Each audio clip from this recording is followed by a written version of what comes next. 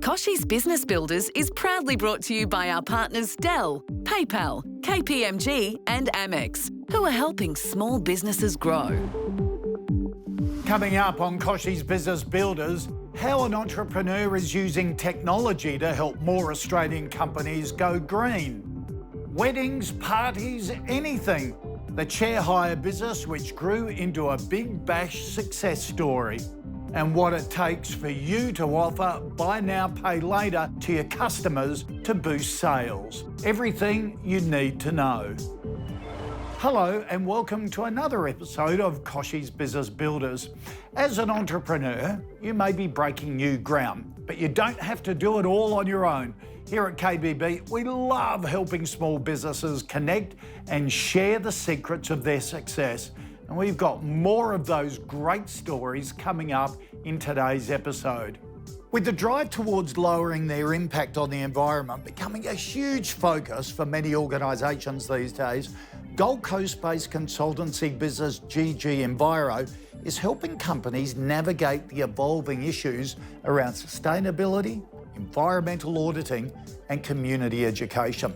We spoke with Larissa Rose, Director of GG Enviro, to learn more about how they're connecting with the business sector about these crucial issues and to find out just where her passion for environmental challenges came from.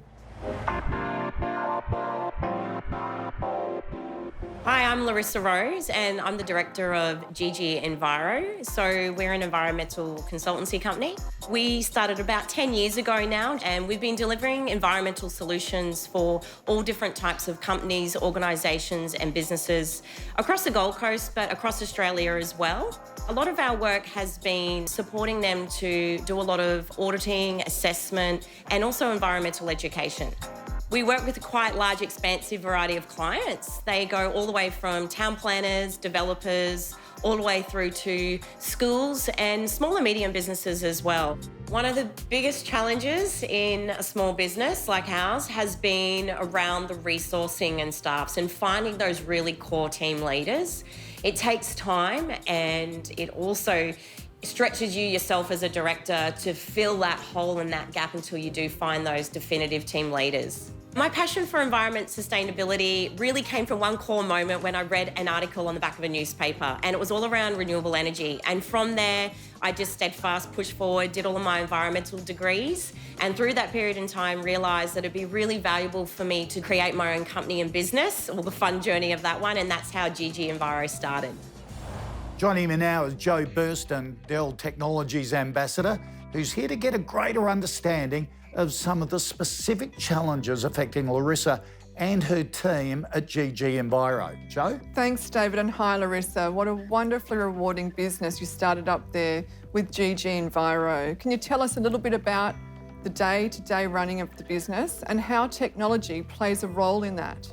Yeah, absolutely. So GG Enviro, we do a lot of project management effectively, but we're running environmental assessment projects for our clients daily. So what that requires is us to work from anywhere 8 to 10 projects per day, where we're needing to update, collate data, prepare data, and compile that for them for reporting methods. Yeah, Joe, that's very reflective of a lot of small businesses. So many balls in the air to juggle projects at the moment. Absolutely, and a lot of spinning plates there for you, Larissa. How do you cope, Larissa? Wow, you know, it's been one of those things being a small business owner, going from being the sole trader method all the way across to building a company. You learn project management, but you are so reliant as it grows and expands the business on technology and the different platforms and ways to automate. And it's one of those things where you just need to ask for help and learn. So the fun journey of expanding a company. Well, we're here to help. Join us after the break as Joe dives in to find solutions to the common technology issues which GG Enviro faces, to then offer suggestions on how to pivot those challenges into opportunities.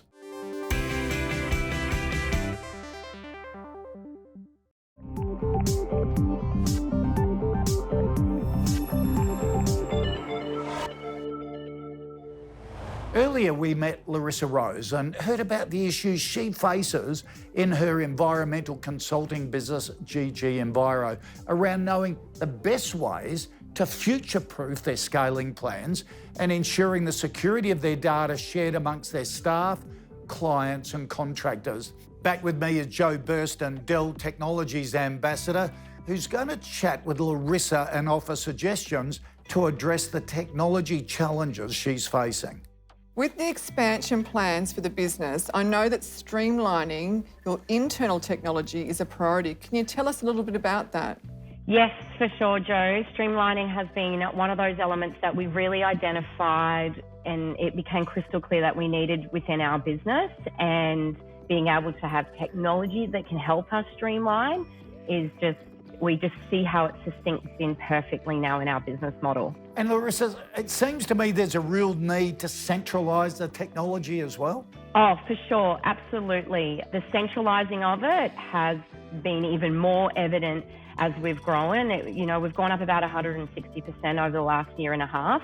Centralising it was big because we've got a team that are on the field as well as being inside, based in the office. So we needed to get better connectivity in terms of centralised data in one spot, easily accessibility, ensuring that it was all streamlined and it was accessible between all the different team members, but also for the onboarding of new team members as well. Larissa, you've had some incredible growth over that 12 months, and taking all that into consideration, I think the Dell Latitude 5000 would actually be a fantastic laptop solution for your admin users at GG Enviro, and great for employees that are on the go. That sounds fantastic, Joe. It's really something that I could see would be perfect for our team to be able to also take away and go to meetings. And Larissa, I can definitely imagine a business with an environmental focus would want to know the tech solutions that integrate into your business and take sustainability really seriously. Yeah, for sure. Sustainability 101 is the core of our business model, and implementing that from an environmental perspective, but also having products and technology that can create a sustainable business model is like the foremost for us. I really understand that, and I do think the new Latitude 5000 series is built with the environment in mind, and the overall manufacturing process creates a lower carbon, energy and water footprint, reducing CO2 emissions. That's fantastic, Joe, because that aligns perfectly with our whole ethos of our business. So in terms of us moving forward now with having technology integration and helping build that into the ecosystem of our business, if we have issues coming forward with all of our computers and systems, what is the platform that Dell offers us in terms of giving us support moving forward? Well, Larissa, one of the great things that Dell Technology offers is Pro Support, where you get access 24/7 to engineers in your region. They help you resolve hardware issues so much faster. And Larissa, what does the future hold for your business? Where do you see it, say, in 5 years' time? Wow, the world of sustainability and environment at the moment, it's been exponential. Some of the big parts we've gone through at the moment is identifying that, we've needed a new rebrand. We had a logo look and a look for about 10 years we needed to change and navigate and move with the market. But the biggest one now is really building our team. So it's an exciting new industry and sector that everyone is, being involved in and understanding the importance of environmental social governance. Well, Larissa, certainly exciting times ahead, and look, we wish you and everyone at GG Enviro all the best. Thanks for joining us, and thank you again, Joe.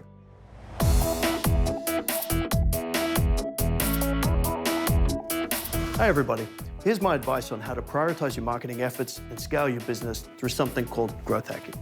Growth hacking is a form of marketing where you work out a singular goal, and then if you can achieve that goal, by default, you'll grow all the metrics in your business.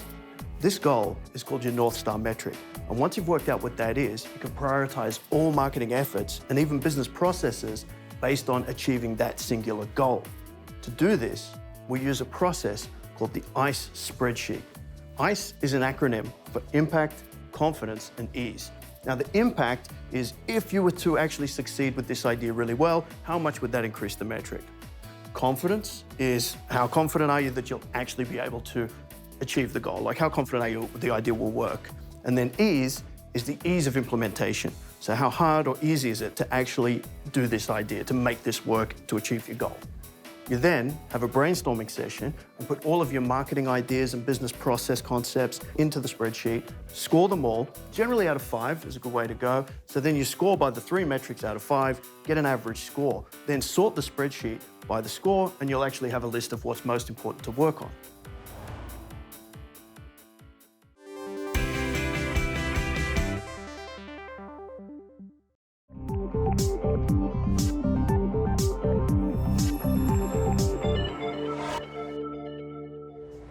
Welcome back. You're watching Kochie's Business Builders.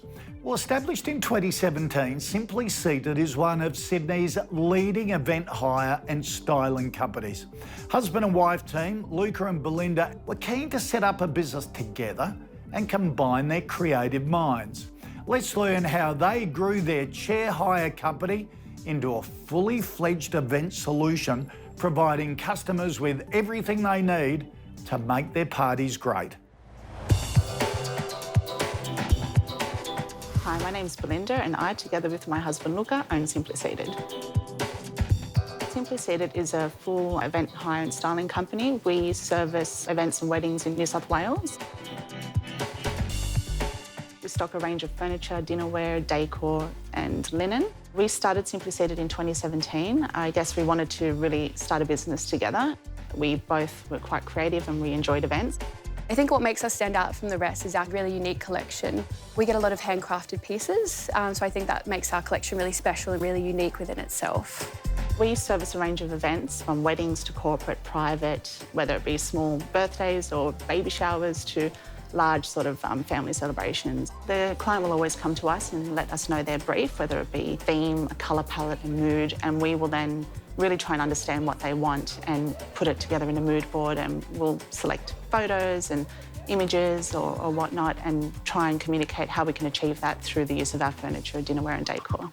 We personally love to style weddings just because we have a personal connection with our clients and we really enjoy taking the couple through the process from beginning to end. We also did our One Fine Day, which was a beautiful big wedding fair recently. We designed the VIP bar, we had our stand in there.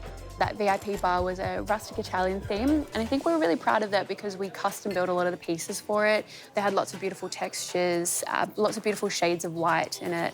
And I think it just had really unique pieces that made it stand out in the show and made it a really inviting and aesthetically pleasing space for people to walk into. In our fleet, we have 2 Peugeot boxer vans and we find them useful because of the high roof. We tend to stack a lot of chairs and items, so we need to really maximise the use of that space.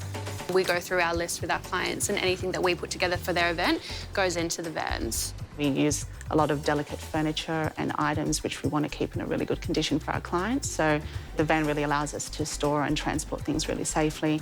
We're able to tie things down, use blankets and really maximise the height of the roof as well.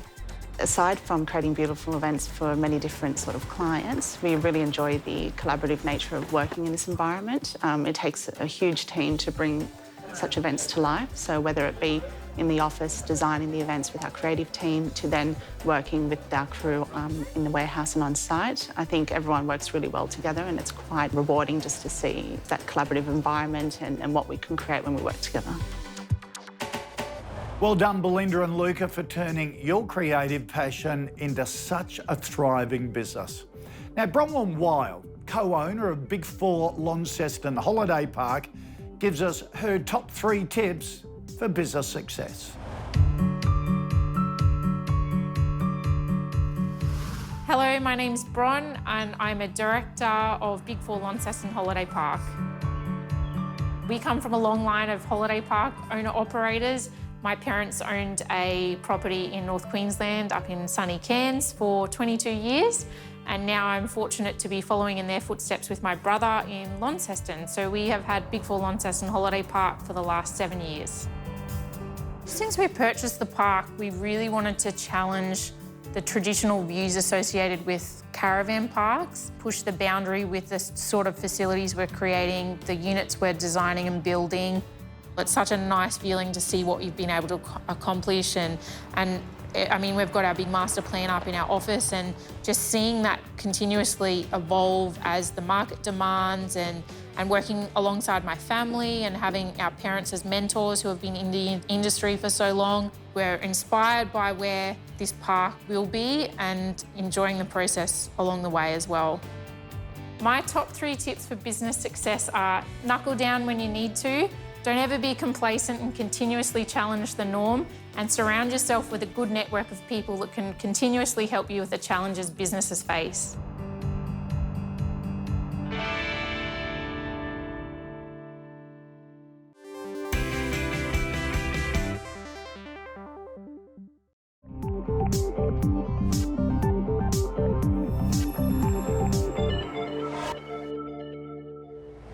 Now, you spending too much time on your devices? Let me tell you, you're not alone. The pandemic has rapidly changed how we all interact with technology. New research by Norton reveals Australians are spending so much time on screens, more than half of them feel it's negatively impacting their health. Meanwhile, 66% own multiple smart home devices, and all those devices are increasing the threat of exposure to malware and cyber attackers. Worryingly, as these threats evolve, businesses are being put at risk as employees continue to work from home. So how can you better protect your devices and learn to switch off for improved mental health? To help me answer the question, I'm joined by cybersecurity expert Mark Gorrie, Senior Director Asia Pacific, Norton LifeLock. Mark, why should we be concerned about the level of security on our smart home devices? Look, what we've seen, there's been a real explosion of these, smart home devices in the home. It's been going on for a while, and there's more and more devices appearing. And during the pandemic now, there's been a real transition of what's happening in the home. Digital transformation has accelerated. So we're working remotely, we're learning remotely, we're socializing online, we're buying online. Everything, we do so much more, and we've got so many more devices in the house now. These devices have been very useful, but traditionally they haven't been particularly strong in terms of security, so it can create vulnerabilities within the house, and it's something people need to be aware of and ensure that they're protecting themselves. Now, what are your tips to maintain good digital hygiene? This really comes down to the basics, of just what you do online, and it's really simple things that can make a big difference. The first one, update your devices and apps. Quite often, a lot of these updates have security fixes as part of the updates. Passwords are really important. Keep them complex, so don't be using kids' names or birth dates or dogs' names. Very typical. Keep them complex. And don't use the same one on multiple accounts, because if one is compromised, potentially all your other services are compromised if you use the same password. Two-factor authentication is another really important one. These are where you get like a little code, like an SMS message, or might be a mobile app alert with a code. Big thing, especially for business owners, I can't stress the importance of educating your staff about not clicking on links and attachments from unknown sources in emails and text messages. Tricking them into clicking on those links or attachments is how things like ransomware happens quite a lot. Mark Gorrie, thank you so much. Some great tips there that are going to help us all, I reckon. Thanks, Kochie. Well, in the age of online shopping, it pays to be flexible. Nearly 6 million Australians have used a buy now, pay later service. Here's a question from a small business owner who's offering this option to their customers. Hi, I'm Rachel from High Chair Catchy, the high chair food catcher. Kochie, I know that you've jumped on our website and bought some for your grandkids, so thank you so much. I just wanted to know how PayPal, Pay in 4, makes money if they don't charge any interest or late fees. Great question. Thank you for that. Now, to help me answer it, I'm joined by the Director of Customer Success at PayPal, Alison O'Brien. Alison, welcome. Thank you. Now, how does PayPal make money if there's no interest or late fees? Well, firstly, we don't think that people intend to miss payments, so we don't want to penalise them for an accident. But second of all, our business model doesn't need to rely on late fees. There's no sign-up fee, no interest, no late fees, and no additional fees charged to businesses. Okay. Let's look at it from a consumer's point of view first. Buy now, pay later has taken Australia by storm, hasn't it? Consumers, shoppers love it. Why? Unsurprisingly, it's the most popular for retail-related purchases, but we are seeing growing demand for the option to be available across a wider range of goods and services. Interestingly though, half of Australian online shoppers haven't used Buy Now, Pay Later yet, and of that group, 50% say that they're being put off by high late fees. So in launching Australia's only no-fee option, we believe we're offering consumers choice and access without the added worry of late fees. So for a lot of small business owners, they're seeing this phenomenon. All your customers are talking about it.